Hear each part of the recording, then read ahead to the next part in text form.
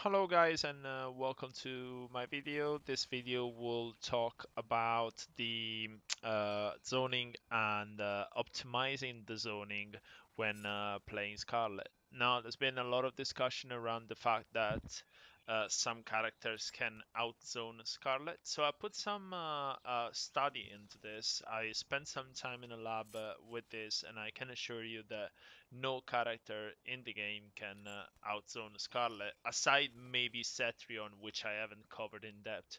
But the main argument was that Sonya out zoned Skarlet, and I think that is not true at all. I will go through different setups for when you are zoning your opponent, both full screen, mid screen, and close by.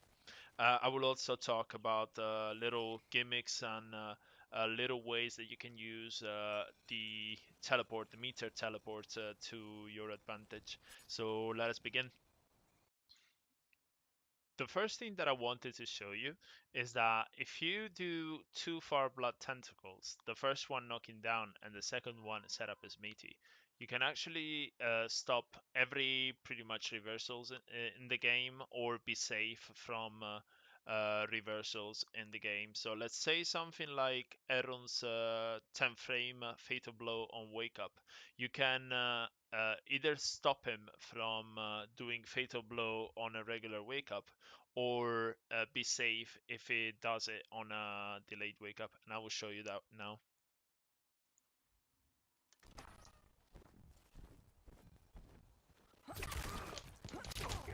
So I was mashing fatal blow, couldn't come out. No delay. She can block.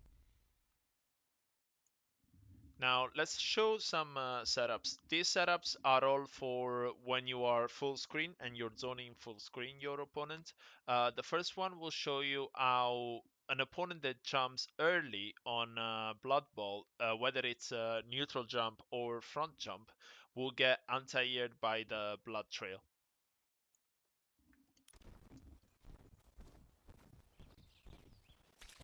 Early neutral jump, blocking. Early front jump, blocking. A full screen Blood Bolt dash cancel Blood Tentacle will allow you to anti-air your opponent if they were to jump early over the fireball. Occasionally, they can also be propelled back into the Blood Bolt that they just jumped over, and you can adjust slightly the timing to meet their jump timings as well. And it's safe on block, really.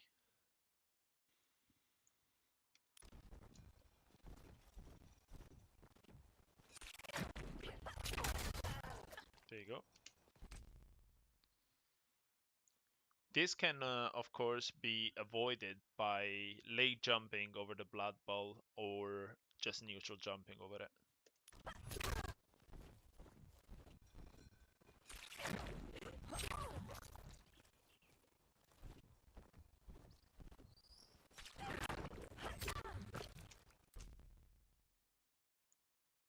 Another thing that you can do is throw two Blood Bowls, because if your opponent doesn't jump early over the first one, it will not be able to jump the second. I'll show you how that looks like.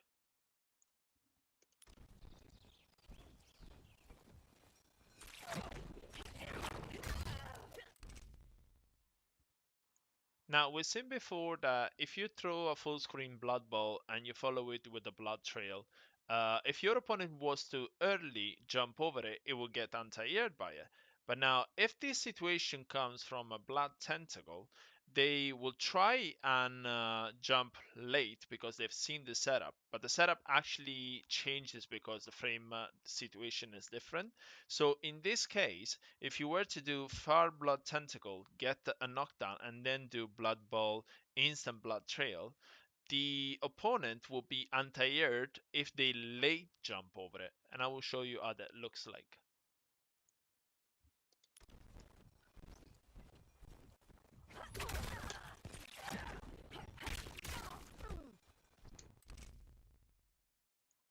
Now, if you really don't want to think after landing a Far Blood Tentacle, do a Blood Ball, and dash cancel your Fireball and amp it to score an anti-air on pretty much any jump, both early, late, and neutral jumps. I'll show you how that looks like.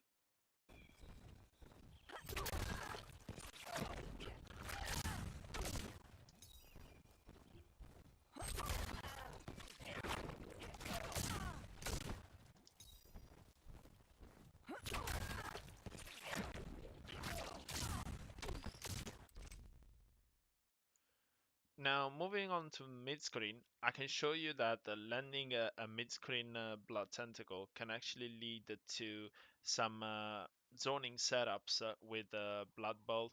I'll show you how that looks like.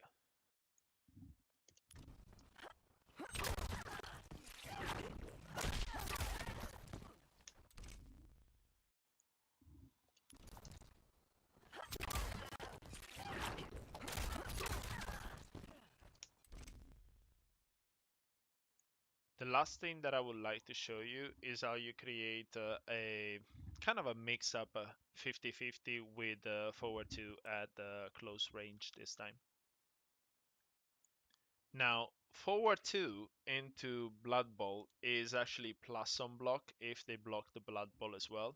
They can jump over between forward 2 and the Blood Bowl if they block, but that's when your mix-up starts, because you can also do forward 2 into regular Fireball or forward 2 into Tentacle, which are not jumpable. And if they block the Blood Bowl instead, then you can do forward 2 into Fireball or forward 2 into Blood Tentacle, because they have to respect the forward 2 coming out after the Fireball. They cannot jump over it anymore. I'll show you. So you can jump here, right? You cannot jump here, nor you can jump here.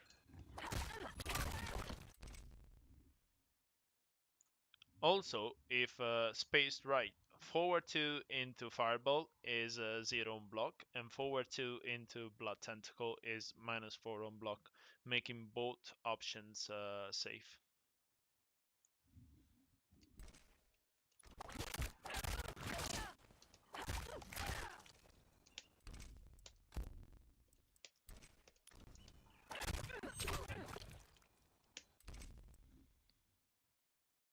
Also, the last thing that I want to show you is if you land standing 4-4 as a string and you cancel into far teleport, you will be a -10 on block, and there's no character in the game that can punish that teleport to run away. Of course, standing 4-4 is a double I string, but they cannot duck between the first and the second kick.